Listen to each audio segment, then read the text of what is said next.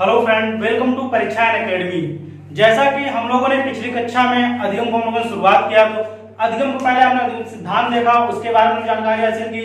अधिगम के सिद्धांत में हम लोगों ने सर्वप्रथम देखा थॉर्नडाइक का सिद्धांत, थॉर्नडाइक का उद्दीपक अनुक्रिया सिद्धांत। उसमें जो जो चीजें थी उसको हम लोग देखा, सिद्धांत में क्या क्या बातें कही गई, उसका शिक्षा में प्रयोग देखा, कैसे कैसे उसका प्रयोग किया, उसके नियम देखे, मुख्य नियम देखा हमने, हम लोगों ने गौण नियम देखा। इसके बाद आज की टॉपिक हमारी है क्रिया प्रसूत अनुबंधन सिद्धांत। सिद्धांत में हम लोग अगली टॉपिक है क्रिया प्रसूत अनुबंधन सिद्धांत। तो आज हम लोग जानकारी हासिल करेंगे क्रिया प्रसूत अनुबंधन सिद्धांत क्या होता है, इसके प्रतिपादक कौन है और इसके सिद्धांत के बारे में क्या क्या चीजें कही गई हैं और इन्होंने क्या कैसे कैसे करके अधिगम में क्या क्या खोजें की गई, कैसे क्या बताया है।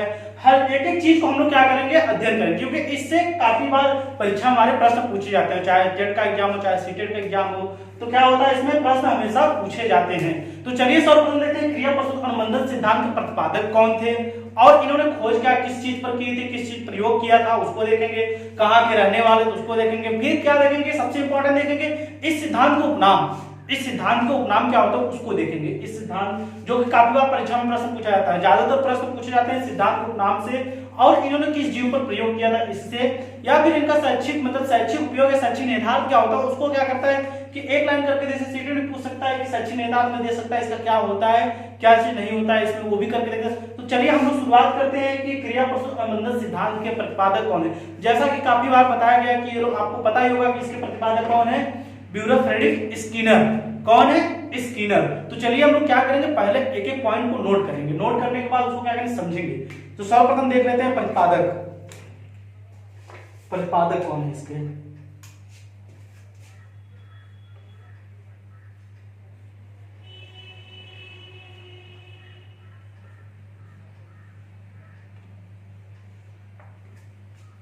प्रतिपादक, प्रतिपादक कौन हमारे, ब्यूरस,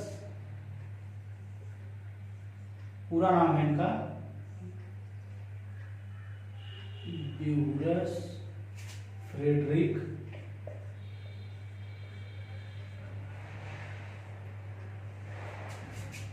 स्किनर। और इनका जो पूरा कार्यकाल था कितना था जीवन का, 20 मार्च से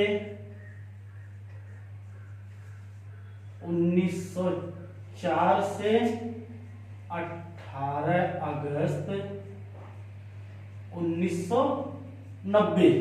कितना था, 20 मार्च 1904 से 18 अगस्त 1990। इसके बाद ये निवासी कहां के थे वो भी देख लेते हैं हम लोग।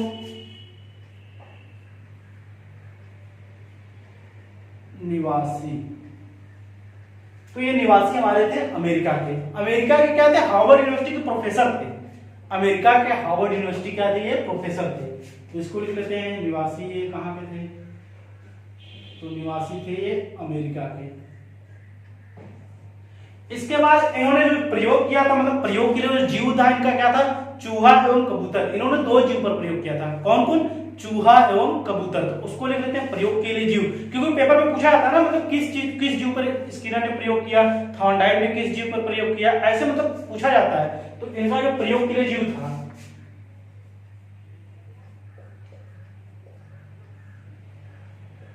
प्रयोग के लिए जीव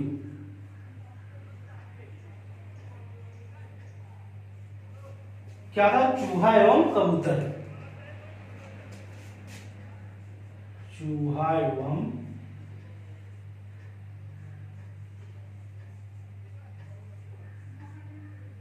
कबूतर। इसके बाद क्या था, चूहे को जो बंद करने वाला बॉक्स था, चूहे को जो बंद जिसमें इन्होंने किया था, चूहे और कबूतर को जिस बॉक्स में बंद किया था उसका नाम पूछा जाता। जैसे पूछा था कि चूहे को बंद करने वाले बॉक्स का क्या नाम था, तो उसको लिख लेते हैं, उसको देख लेते हैं। चूहे को बंद करने वाले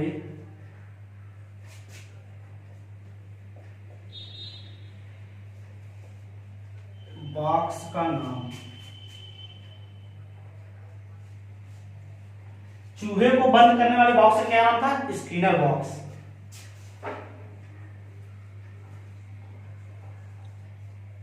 स्किनर बॉक्स। और कबूतर को इसमें बंद किया उसका क्या नाम था, कबूतर को बंद करने वाले बॉक्स का क्या नाम था? क्या नाम था? पिजन बॉक्स अर्थात कबूतर बॉक्स, पिजन बॉक्स।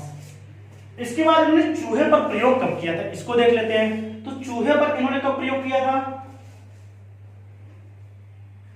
1940 में, और कबूतर पर कब किया था? 1943 में। इसके बाद जिस पुस्तक में इस सिद्धांत को इन्होंने दिया था उस पुस्तक को लिख लेते हैं। उसका नाम भी पूछा जाता है हमारे सबसे ज्यादा इनकी पुस्तकें जो पूछी जाती है वो टेट के एग्जाम में हमारे पूछी जाती हैं। तो चलिए पुस्तक का नाम लिख लेते हैं। क्या है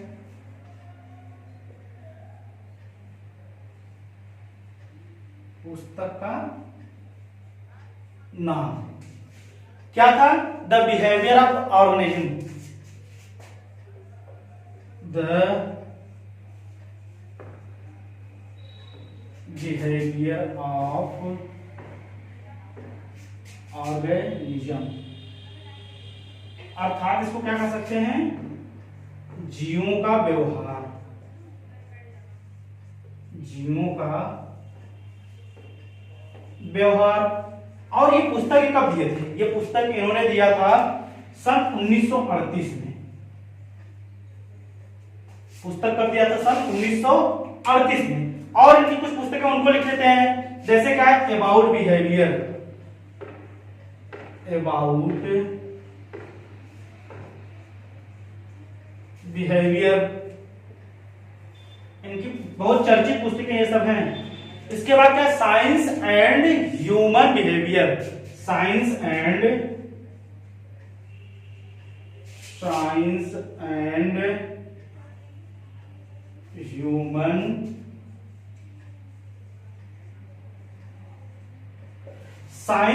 ह्यूमन बिहेवियर। ये थी इनकी पुस्तक, कुछ महत्वपूर्ण पुस्तकें जो इनकी दी गई हैं।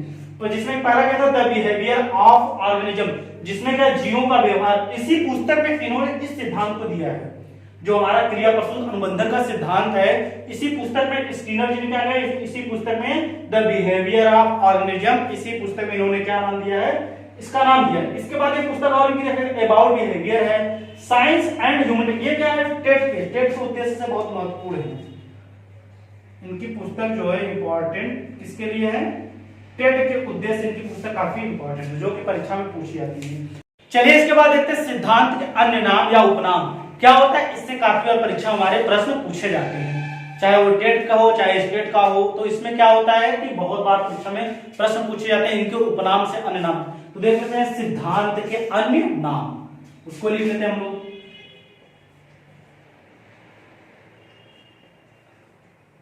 सिद्धांत के अन्य उपनाम, अन्य नाम। सिद्धांत का पहला वर्ग है आर्यस थ्योरी, और थार्डाइक की क्या थी? एसआर थ्योरी, और इनकी क्या है? आर्यस थ्योरी। उसको लिख लेते हैं।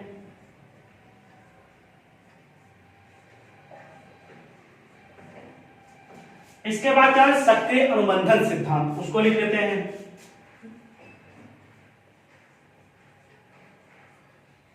सक्रिय अनुबंधन सिद्धांत।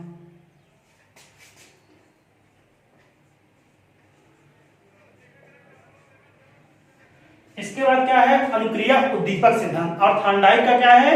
उद्दीपक अनुक्रिया सिद्धांत, क्योंकि थार्डाइक का ही सिद्धांत का क्या है? रूप है। तो क्या हो जाएगा? अनुक्रिया उद्दीपक सिद्धांत, अनुक्रिया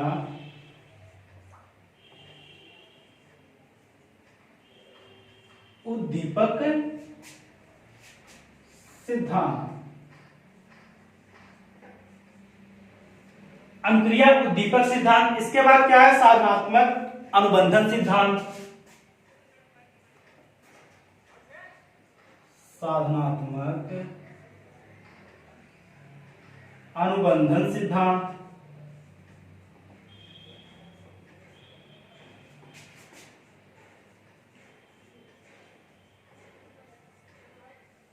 इसके बाद क्या है? कार्यात्मक प्रतिबद्धता का सिद्धांत,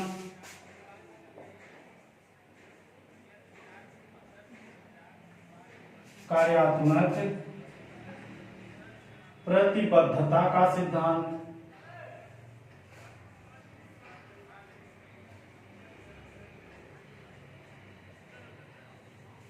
कार्यात्मक प्रतिबद्धता का सिद्धांत। इसके बाद क्या है? कार्यात्मक प्रतिबद्धता से बाद नैमित्तिक अनुबंधन का सिद्धांत।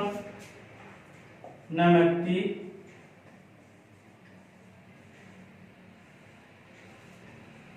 अनुबंधन का सिद्धांत।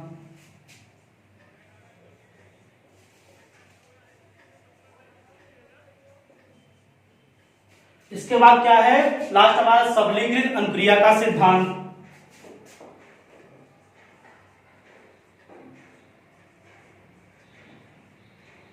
सबलीकृत अनुक्रिया का सिद्धांत।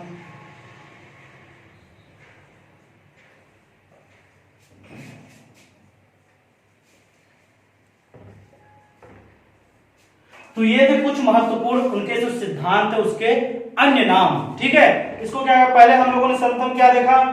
आर्यस थ्योरी। इन्होंने क्या नाम दिया था? आर्यस थ्योरी। इसके बाद दूसरा क्या नाम दिया? सक्रिय अनुबंधन सिद्धांत। फिर क्या नाम दिया? अनुक्रिया उद्दीपक सिद्धांत। इसके बाद क्या नाम दिया है? सहनात्मक अनुबंधन सिद्धांत। इसके बाद फिर दिया है कार्यात्मक प्रतिबद्धता का सिद्धांत। फिर क्या दिया है? नैमित्तिक अनुबंधन का सिद्धांत। ये आपका पूछा था टेट 2018 में। कब पूछा था ये सिद्धांत? मतलब अन्य नाम में कब पूछा था? नैमित्तिक अनुबंधन का सिद्धांत था। ये आपका पूछा था टेट 2018 में। इसके बाद लास्ट हमारा सबलीकृत अनुक्रिया का सिद्धांत। तो ये थे सिद्धांत के कुछ अन्य नाम। इसके बाद मतलब स्किनर ने क्या चीजें कही है मतलब अपने सिद्धांत में, उसको देख लेते हैं और उसको हम लोग लिख लेते हैं। उन्होंने सिद्धांत के बारे में क्या बताया है?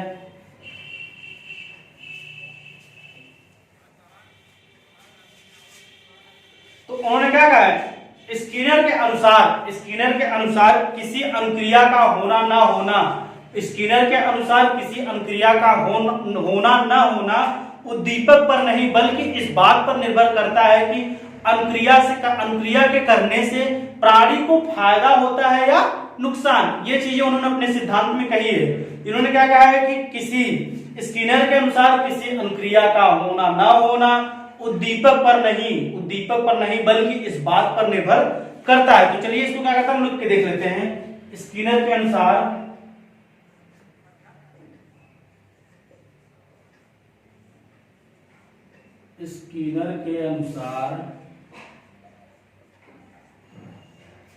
किसी क्रिया का होना ना होना,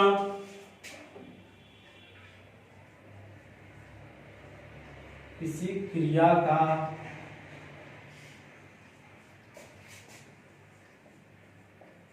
होना न होना उद्दीपक पर नहीं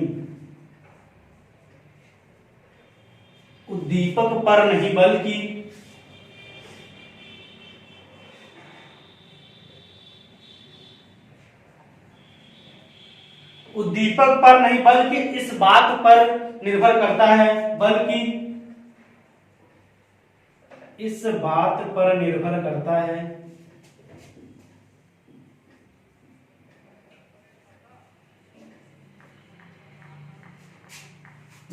करता है कि अनुक्रिया के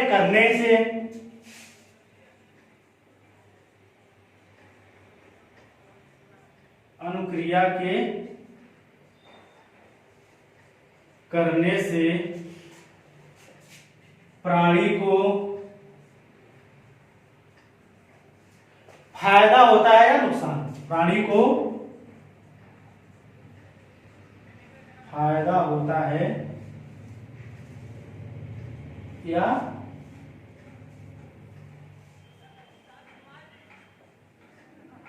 नुकसान। स्किनर ने क्या कहा है कि किसी क्रिया का होना ना होना उद्दीपक पर नहीं, क्योंकि इन्होंने सबसे ज्यादा फोर्स किस पर दिया है? अनुक्रिया पर, और थॉर्नडाइक किस पर दिया था? उद्दीपक पर। तो इन्होंने क्या कहा? किसी क्रिया या अनुक्रिया का होना ना होना इस बात पर नहीं बल्कि किसी क्रिया का होना ना होना उद्दीपक पर नहीं बल्कि इस बात पर निर्भर करता है कि क्रिया किसी प्राणी को कितना फायदा या नुकसान होता है। अनुक्रिया करने से प्राणी को फायदा होता है या नुकसान। इसके बाद कुछ लाइनें इसमें देखिए, चलो इसको, स्किनर ने सीखने में पुनर्बलन को सर्वाधिक महत्व दिया, उसको लिख लेते हैं। अपने सिद्धांत में जो महत्वपूर्ण लाइन है उसको, स्किनर ने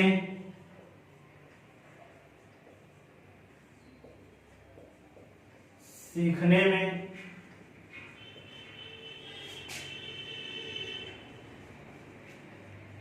पुनर्बलन को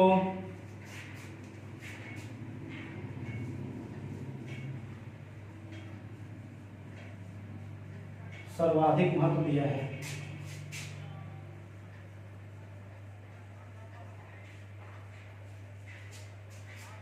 स्किनर ने क्या, स्किनर ने सीखने में, अपने सिद्धांत में सीखने में पुनर्बलन, पुनर्बलन शब्द को क्या किया है, पुनर्बलन शब्द को क्या किया है, सर्वाधिक महत्व दिया है। ठीक है, स्किनर ने सीखने में पुनर्बलन को क्या किया है, सर्वाधिक महत्व दिया है अपने सिद्धांत। इसके बाद सीखने में निरर्थक शब्दों का प्रयोग, जैसे पूछता है किसने नहीं किया, सीखने में निरर्थक शब्दों का प्रयोग, उसको लिख लेते हैं हम लोग।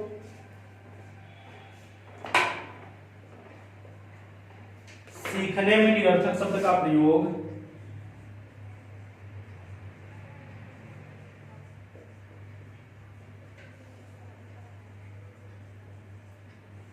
निरर्थक शब्दों का प्रयोग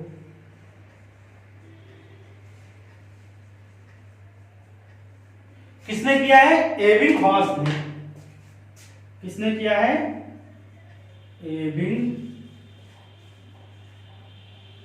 हॉस ने। इसके बाद किसने अपने सिद्धांत में पुनर्बलन को महत्व नहीं दिया है, किसने अपने सिद्धांत में पुनर्बलन को महत्व नहीं दिया, हमारे गुथरी ने, उसको लिख लेते हैं। सीखने में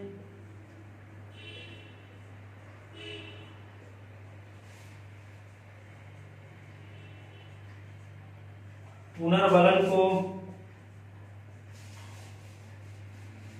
महत्व नहीं दिया है। किसने नहीं दिया है, गुथरी ने। गुथरी ने क्या किया, सीखने में पुनर्बलन को महत्व नहीं दिया। ये थी मतलब कुछ महत्वपूर्ण लाइन है। इसके बाद हम लोग देखेंगे, चलिए देखते हैं क्रिया प्रस्तुत सिद्धांत जो हम लोग पढ़ेंगे उसका अर्थ, क्रिया प्रस्तुत का अर्थ होता क्या होता है, अनुबंधन का अर्थ क्या होता है। चलिए एक एक करके हम लोग इसको देखते हैं। चलिए आगे देखते हैं क्रिया प्रस्तुत जो हमारा सिद्धांत, तो क्रिया प्रस्तुत जो होता है उसका अर्थ क्या होता है, क्रिया प्रस्तुत का अर्थ क्या होता है उसको देख लेते हैं। अर्थात उद्दीपक के बिना होने वाली क्रिया, उद्दीपक के होने वाली बिना, उद्दीपक के बिना होने वाली क्रिया हमारी क्या कहलाती है, क्रिया प्रस्तुत। तो चलिए देखते हैं क्रिया प्रस्तुत का अर्थ क्या होता है। क्रिया प्रस्तुत का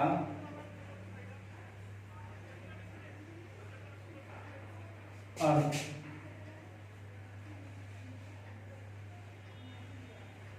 पहला हम इसमें लिख लेते हैं उद्दीपक के बिना होने वाली क्रिया।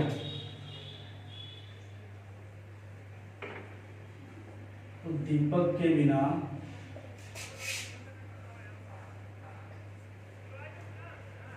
होने वाली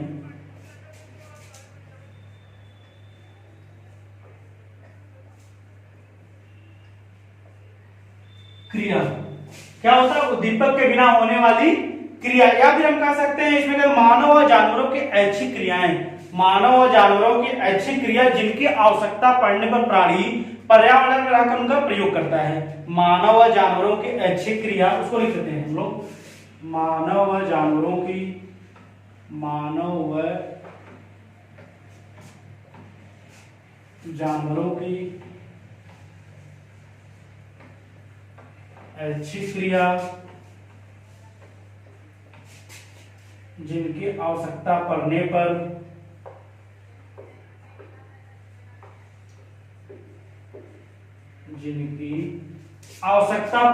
प्राणी, आवश्यकता पड़ने पर प्राणी पर्यावरण में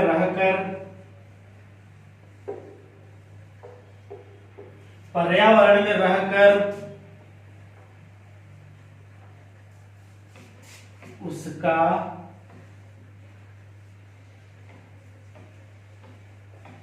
प्रयोग करता है। क्या होता है, मानव और जानवरों की ऐच्छिक क्रिया जिनकी आवश्यकता पड़ने पर प्राणी पर्यावरण में रहकर क्या करता है, उसका प्रयोग करता है, उसे हम लोग क्या कहते हैं, क्रिया प्रसूत का मतलब क्रिया प्रसूत करते हैं। इसके बाद देखते हैं अनुबंधन क्या होगा। अनुबंधन पहले क्या होगा, पहले अनुक्रिया होगी, अनुक्रिया के पश्चात क्या होगा, उद्दीपक होगा। तो पहले अनुक्रिया होगी, उसके बाद क्या होगा, उद्दीपक होगा, हमारा क्या बनेगा, अनुबंधन। उसको देख लेते हैं। जैसे अनुबंधन नहीं है, इसको समझ लेते हैं।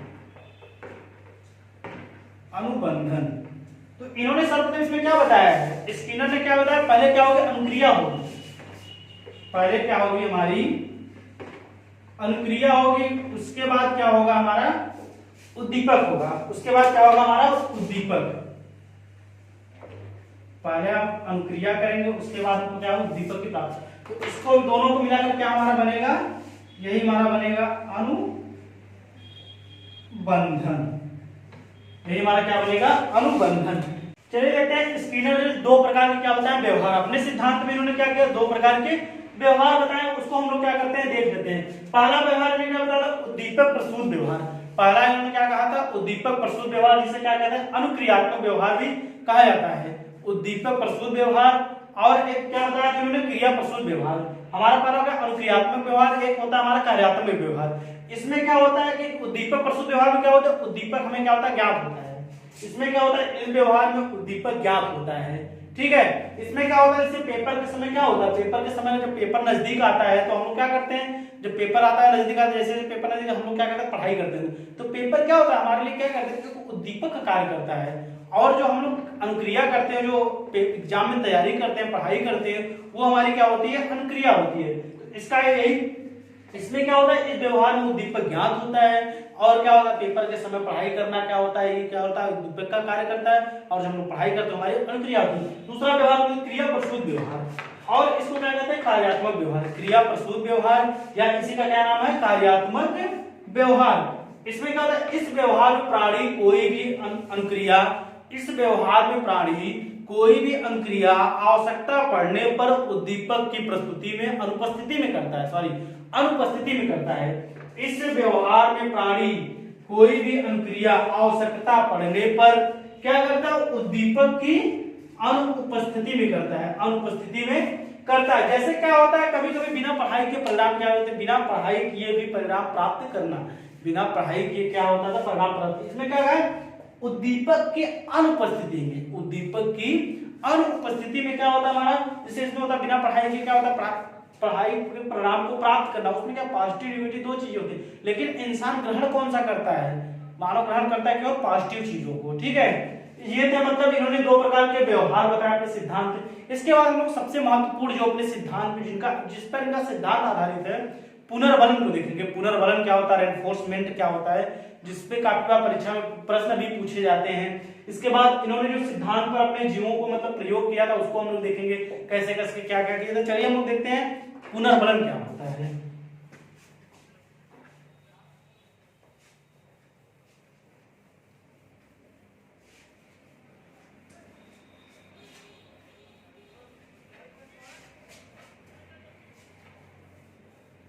पुनर्बलन,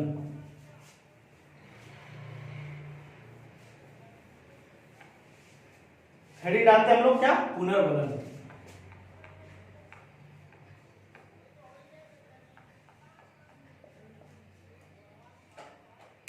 पुनर्बलन इसको क्या कहते हैं, रेनफोर्समेंट, इंग्लिश में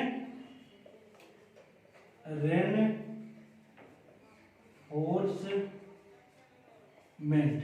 क्या कहते हैं, रेनफोर्समेंट। पुनर्बलन क्या होता है, इसको देखते हैं। जब किसी प्राणी को किसी अनुक्रिया करने के पश्चात, जब किसी प्राणी को अनुक्रिया में सुखद परिणाम प्राप्त होता है, जब किसी प्राणी को अनुक्रिया करते समय सुखद परिणाम प्राप्त होता है, तो वह प्राणी क्या करता है, उस अनुक्रिया को बार बार क्या करता है, दोहराता है। उस अनुक्रिया को क्या करता है, बार बार दोहराता है। यही बार बार दोहराने की जो उसकी इच्छा होती है, इसी को हम क्या कहते हैं, पुनर्बलन कहते हैं। पुनर् मतलब क्या होता है, पुनः बल देना, ठीक है। तो इसमें क्या होता है, जब किसी प्राणी को, जब किसी प्राणी को, लिख लेते हैं हम लोग इसको, जब किसी प्राणी को, जब किसी प्राणी को अनुक्रिया करने से या अनुक्रिया में जब किसी प्राणी को अनुक्रिया करने से सुखद परिणाम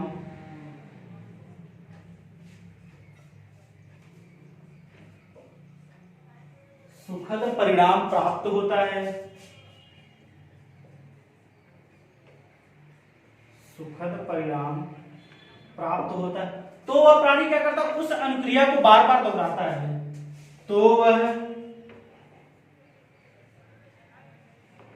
उस अनुक्रिया को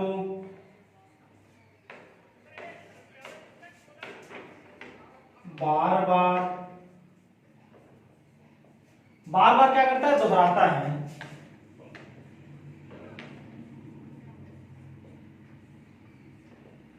यही बार बार दोहराने की जो इच्छा होती है इसी को हम क्या कहते हैं, पुनर्बलन कहते हैं। ठीक है, यही बार बार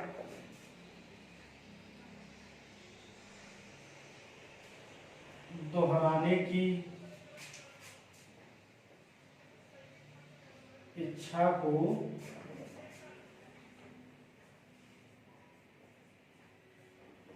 पुनर्बलन कहते हैं। ठीक है, पुनर्बलन, पुनः मतलब क्या होता है, पुनः मतलब क्या होता है, पुनर्जन्म या फिर पुनः किसी चीज को सीखना। तो क्या होता है, जब किसी प्राणी को अनुक्रिया करने से क्या होता है, सुखद परिणाम प्राप्त होता है। कौन सा परिणाम, सुखद परिणाम प्राप्त होता है। तो वह उस अनुक्रिया को क्या करता है, बार बार दोहराता है। यही बार बार दोहराने की जो उसकी इच्छा होती है इसी को क्या करते हैं, हम पुनर्बलन करते हैं। पुनर्बलन होता है पुनः बल देना। इन्होंने क्या बताया अपने सिद्धांत में, दो प्रकार के पुनर्बलन बताए हैं, सकारात्मक या धनात्मक, इसके बाद क्या नकारात्मक या फिर ऋणात्मक। तो चलिए हम देख लेते हैं दोनों पुनर्बलन जो उसको बताया उसको एक करके हम लोग देख लेते हैं। पुनर्बलन के प्रकार, चलिए उसको देख लेते हैं, हेडिंग डाल लेते हैं पहले, पुनर्बलन के प्रकार, या फिर यही देख लेते हैं पुनर्बलन कौन कौन से उन्होंने बताए हैं। पुनर्बलन दो पुनर्बलन, एक सकारात्मक या धनात्मक। सकारात्मक या इसी को धनात्मक कहेंगे। और इसके बाद इन्होंने क्या बताया, नकारात्मक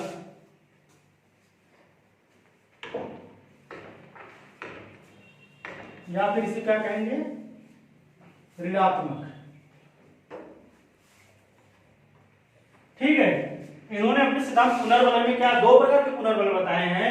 पहला बताया सकारात्मक या धनात्मक, दूसरा बताया नकारात्मक या ऋणात्मक। उसमें देख लेते हैं, जैसे क्या होता है सकारात्मक, क्या होता है वांछित व्यवहार के विकास या सीमा में वृद्धि के लिए, वांछित व्यवहार में विकास या सीमा में वृद्धि के लिए इसका प्रयोग किया जाता है। इसको लिख लेते हैं, वांछित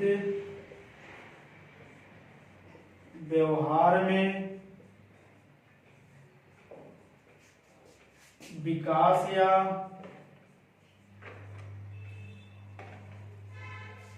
सीमा में क्या हो जाता है, वृद्धि के लिए, सीमा में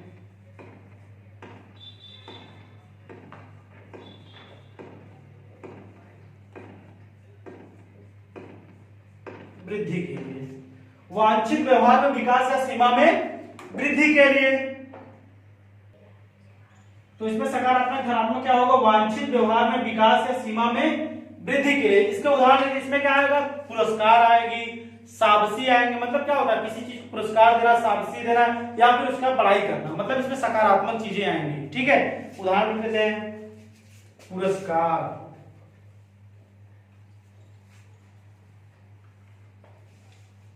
शाबाशी देना,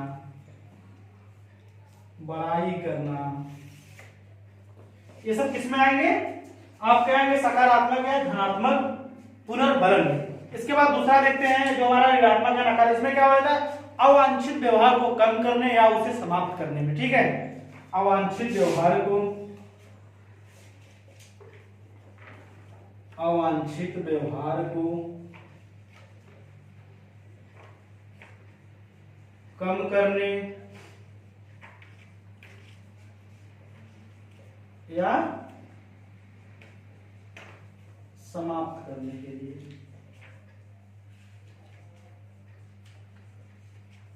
अवांछित व्यवहार को कम करने या फिर उसे समाप्त करें। इसमें क्या आएगा, इससे डांट फटकार, जैसे क्या होता है डांटते हैं फटकारते हैं या फिर किसी की निंदा करना घृणा करना, ये सब किसमें आएंगे, नकारात्मक पुनर्वलन में आएंगे। इसमें लिख देते हैं दंड, डांट फटकार, निंदा करना, बुराई करना, घृणा करना, ये सब किसमें आएंगे, हमारे नकारात्मक या फिर ऋणात्मक पुनर्वलन में आएंगे। तो इन्होंने क्या बताया है, दो प्रकार के पुनर्वलन इन्होंने अपने सिद्धांत बताए हैं। पहला क्या बताया, सकारात्मक बताया है, ये पहला सकारात्मक या धनात्मक बताया है। इसमें क्या होगा, वांछित व्यवहार में विकास या सीमा में वृद्धि के लिए इसमें क्या आएंगे, जो सकारात्मक चीज आएगी, पुरस्कार, शाबाशी, बड़ाई आदि की चीजें इसमें आती है। दूसरा इन्होंने क्या बताया है, नकारात्मक या फिर ऋणात्मक पुनर्वलन। इसमें क्या, अवांछित व्यवहार को कम करने या उसे समाप्त करने के लिए इसमें क्या आएगा, दंड आएगा, डांट आएगी, फटकार आएगी, निंदा आएगी। तो ये मतलब इन्होंने पुनर्वलन में जो अपने सिद्धांत, सबसे महत्वपूर्ण इनके सिद्धांत में ये पुनर्वलन को इन्होंने क्या बहुत महत्वपूर्ण चीज इसमें बताई। इसके बाद अपने सिद्धांत में इन्होंने बात करते हैं जो प्रयोग किया था। तो सर्वप्रथम इन्होंने क्या किया था, प्रयोग जो जीव दिया था चूहा। चूहे को क्या करते हैं, ये पिंजरे में, जिसका नाम क्या आता है, स्किनर बॉक्स। स्किनर बॉक्स नाम कब दिया जाता है, ये नाम दिया जाता है क्या, स्किनर की मृत्यु के पश्चात उस बॉक्स का क्या नाम दिया जाता है, स्किनर बॉक्स दिया जाता है, ठीक है, 1940। तो इसके बाद देखते हैं क्या होता है, उसमें इन्होंने क्या करते हैं, एक पिंजरे में क्या करते हैं, एक चूहे को, भूखे चूहे को बंद कर देते हैं, ठीक है। उसमें क्या होता है, पिंजरे में क्या हो जाती है कि लीवर लगे होते हैं और उसमें एक मुख्य दरवाजा भी होता है। तो क्या करते हैं, भूखे चूहे को क्या कर देते हैं, एकदम बंद पिंजरे में उसको बंद कर देते हैं और उसमें भोजन रहता है। तो भोजन क्या करता है, चूहे एकदम भूखा चूहा रहता है। तो ये प्रयोग में देखते हैं, तो चूहा क्या करता है, बार बार भोजन करने के लिए इधर उधर क्या रहता है, परेशान रहता है, बार बार उसमें उछलता है, कूदता है, इधर उधर क्या करता है, वो अनुक्रियाएं करता है। इसके बाद क्या हो जाता है, वो अनुक्रिया करते करते एक बार क्या हो जाता है, उसके उछलने कूदने से जो उसमें लीवर लगा रहता है, वो लीवर क्या हो जाता है, दब जाता है। जब लीवर दब जाता है तब चूहे को क्या हो जाती है, भोजन की प्राप्ति हो जाती है।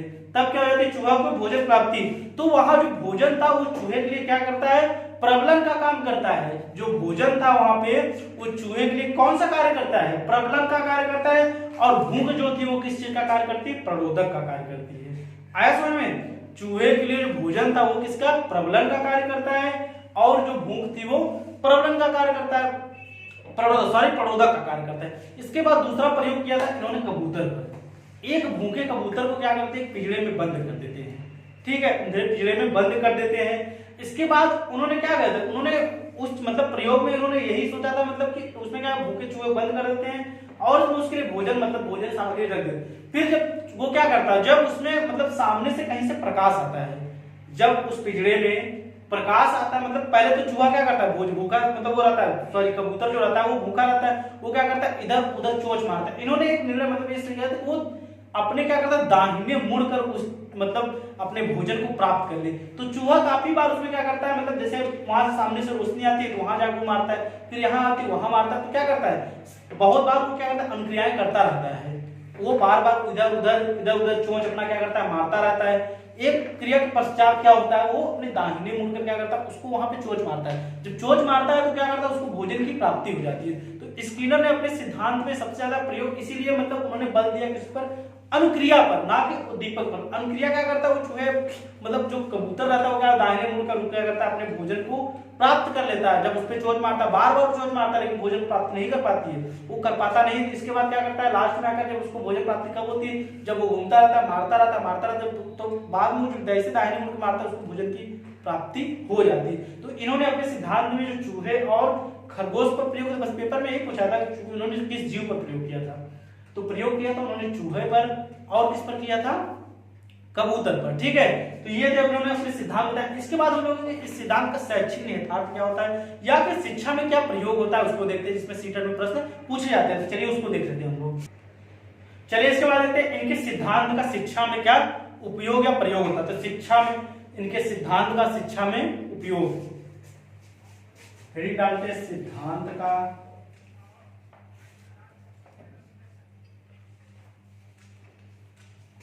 शिक्षा में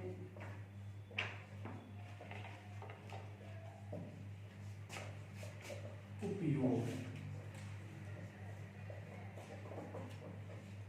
सिद्धांत का शिक्षा में उपयोग। इसमें इसको देख लेते हैं हम लोग, एक एक करके समझेंगे। पहले इन्होंने सिद्धांत में शिक्षा में जो प्रयोग बताए हैं, चलिए उसको देख लेते हैं। एक एक पॉइंट हम लोग लिखेंगे और उसको समझेंगे। चलिए अब लिख लेते हैं। इन्होंने पहला क्या बताया, इसमें इन्होंने बताया शिक्षक को कक्षा में अध्यापक प्रारंभ करने से पहले शैक्षिक उद्देश्यों को स्पष्ट कर लेना चाहिए। शिक्षक को कक्षा में अध्यापन प्रारंभ करने से पहले शैक्षिक उद्देश्यों को स्पष्ट कर लेना चाहिए। उसको लिख लेते हैं। शिक्षक को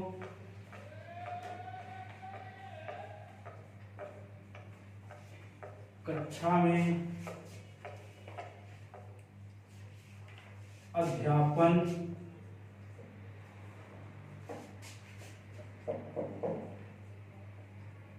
प्रारंभ करने से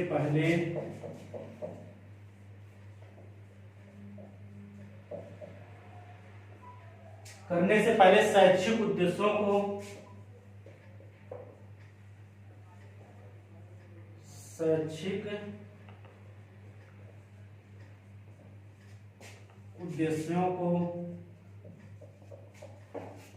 स्पष्ट कर लेना चाहिए। शैक्षिक उद्देश्यों को स्पष्ट कर लेना चाहिए। ठीक है। इन्होंने कहा शिक्षक को कक्षा में अध्यापन प्रारंभ करने से पहले क्या शैक्षिक उद्देश्यों को स्पष्ट करना चाहिए। दूसरा, स्किनर ने सीखने में बाह्य पुनर्बलन तथा पुरस्कार को विशेष या सर्वाधिक महत्व दिया है। उसको लिख लेते हैं। स्किनर ने सीखने में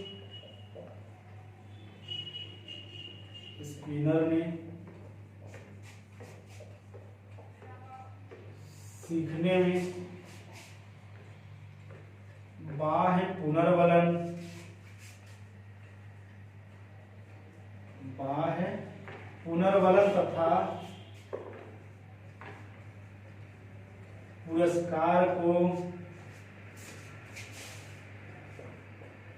तथा पुरस्कार को क्या किया है, विशेष या सर्वाधिक महत्व दिया है। स्किनर ने सीखने बाह्य पुनर्बलन तथा पुरस्कार को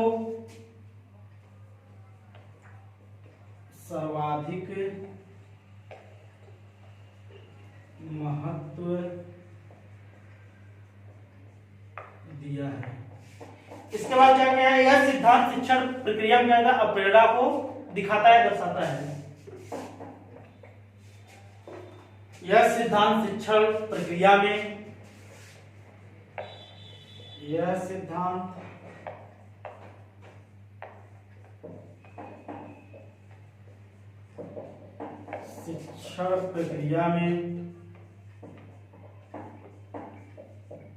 अभिप्रेरणा पर क्या करता है, बल देता है या प्रेरणा को महत्व देता है। अभिप्रेरणा को महत्व देता है। यह सिद्धांत शिक्षण प्रक्रिया में क्या करता है, प्रेरणा को महत्व दे। इसके बाद क्या है, गणित में पहाड़े, भाषा वर्तनी, विलोम, मुहावरा आदि को कराते समय इस सिद्धांत का विशेष महत्व या उपयोग किया जाता है। ठीक है, इसको लिख देते हैं। गणित में पहाड़े,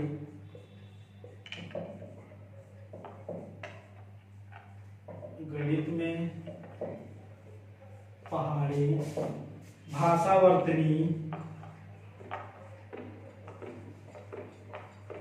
गणित में पहाड़े, भाषा वर्तनी, विलोम व मुहावरे